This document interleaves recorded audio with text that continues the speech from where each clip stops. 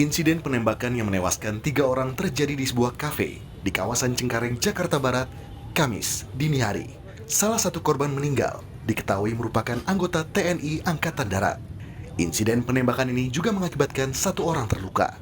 Polisi telah menangkap dan menetapkan oknum polisi Brigadir CS yang melakukan penembakan sebagai tersangka. Polisi menyebut pelaku menembak para korban dalam kondisi mabuk saat dimintai pembayaran transaksi karena kafe akan tutup. Berdasarkan keterangan saksi dan olah TKP, sehingga pagi ini juga sudah ditetapkan sebagai tersangka. Kasus pasal 338 KUHP. Sebagai Kapolda Metro Jaya, atasan tersangka, saya menyampaikan permohonan maaf yang setinggi-tingginya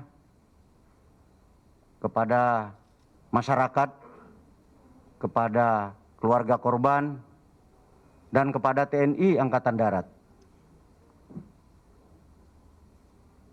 Bela sungkawa saya yang mendalam atas kejadian ini.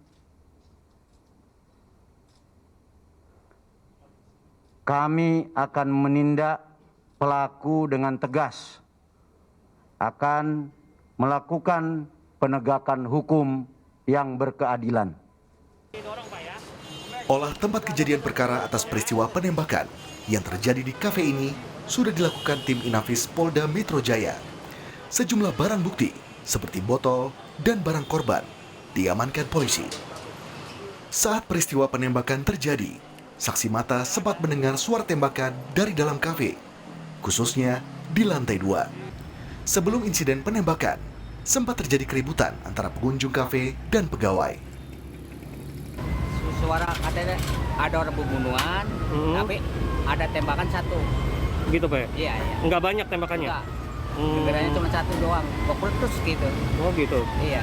Pak, itu lokasinya apa sih Pak di dalam TKP itu? Kafe lokasinya kayak orang itu ya, dangdutan. Oh, kafe atau tempat hiburan gitu Pak? Apa, hiburan? Oh, tempat hiburan? Iya. Terkait insiden penembakan yang menewaskan 1 orang anggota TNI Angkatan Darat, Kodam Jaya meminta agar anggotanya tidak terprovokasi hingga mengganggu stabilitas keamanan. Bahwa Pangdam Jaya sudah memerintahkan Pomdam Jaya untuk tetap mengawal pemeriksaan maupun penyidikan yang dilakukan oleh pihak Polda agar permasalahan ini diselesaikan secara hukum yang berkeadilan. Pesan ini disampaikan agar satuan jajaran di bawah Kodam Jaya maupun yang ada di Jakarta tidak membuat isu-isu yang dapat merusak stabilitas keamanan di ibu kota.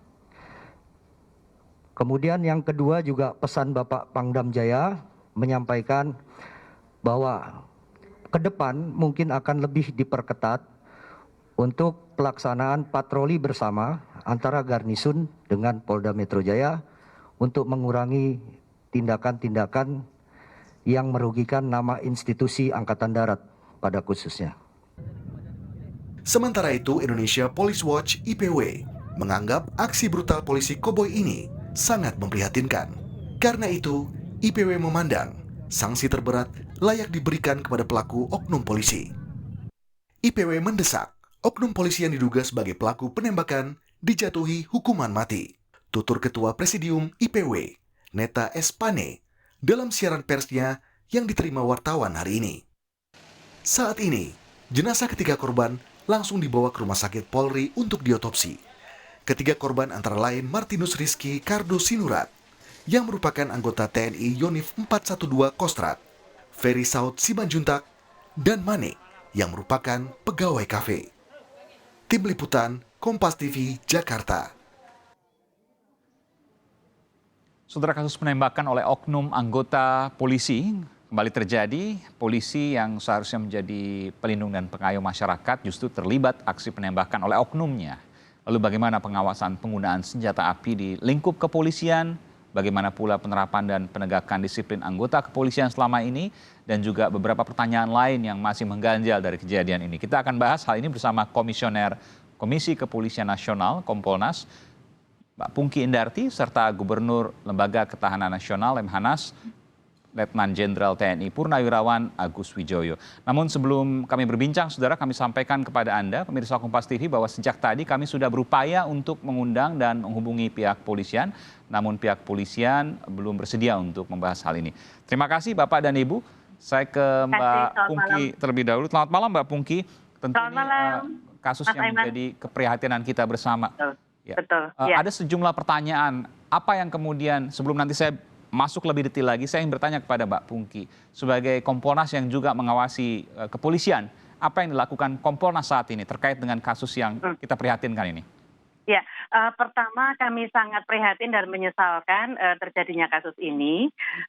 Kami atas nama Kompolnas mengucapkan duka cita mendalam kepada keluarga korban, baik yang meninggal dunia maupun yang luka-luka. Dan kami memberikan dukungan kepada Kapolda Metro Jaya untuk menindak tegas para pelaku dalam kasus ini, yaitu Bribka JS.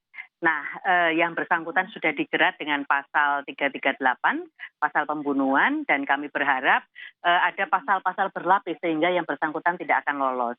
Nah, kemudian kami juga berharap pemeriksaan dengan sungguh-sungguh dan transparan, terutama terkait dengan tadi penggunaan senjata ya yang di luar prosedur kalau saya melihat, karena yang bersangkutan tidak sedang bertugas gitu ya. Tetapi kenapa bisa menggunakan senjata yang seharusnya untuk bertugas digunakan untuk kepentingan lain.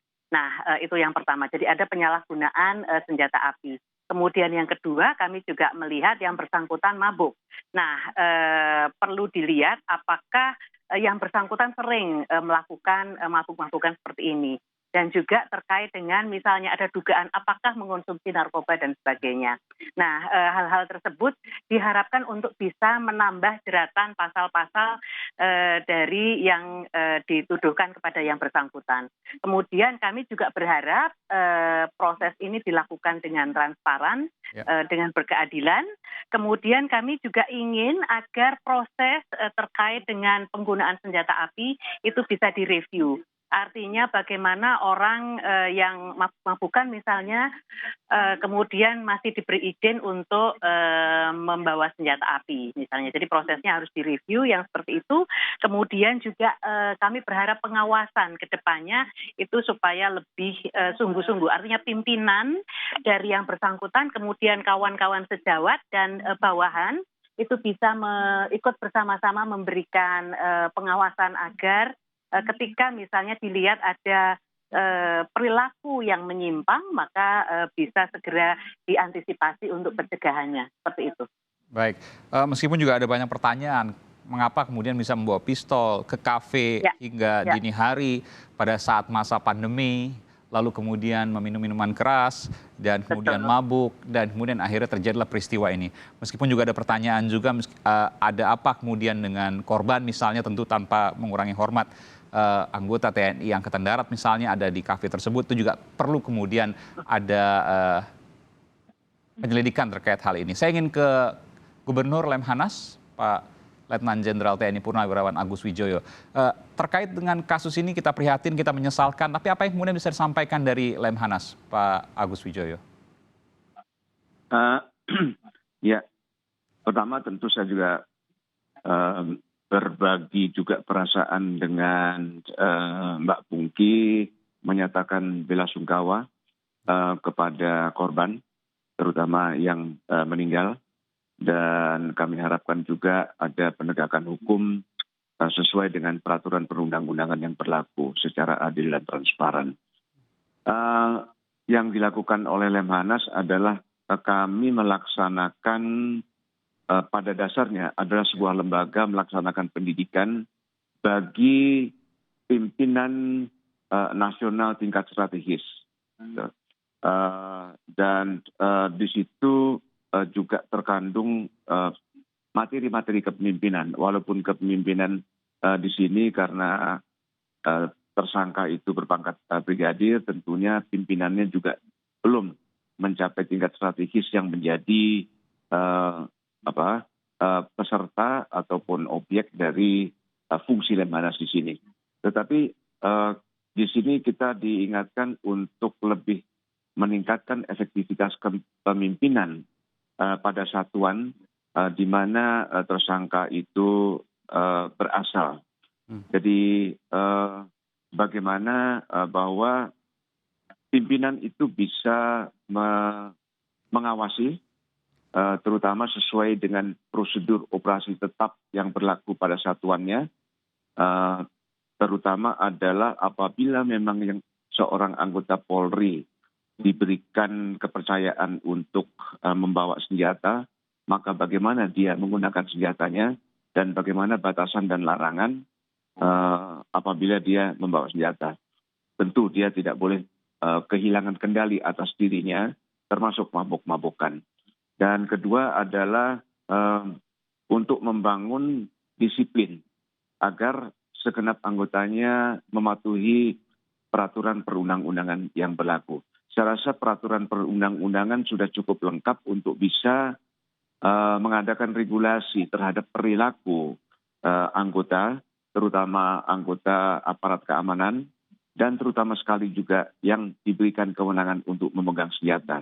Jadi kalau anggota aparat keamanan dan penegak hukum itu mematuhi dengan asumsi bahwa aturan perundang-undangan itu sudah lengkap, maka tentunya hal semacam ini tidak perlu terjadi. Jadi pengawasan kepemimpinan dan pembinaan kepemimpinan terhadap anggotanya. Ya, ini tentu juga ketika kasus ini terjadi, mafhum ketika orang kemudian mengaitkan dengan peristiwa serupa misalnya yang hampir mirip pada beberapa tahun sebelumnya ya di Yogyakarta misalnya, yang kemudian berakhir dengan peristiwa cebongan.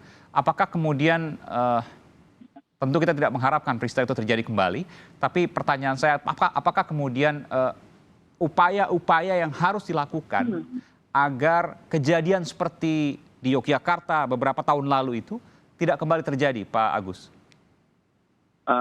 Ya, tentu di sini juga ada tugas dan kewajiban lembaga yang berwenang untuk menahan tersangka untuk juga mengamankan dan menjaga keamanan termasuk keamanan jiwa dari tersangka tersebut.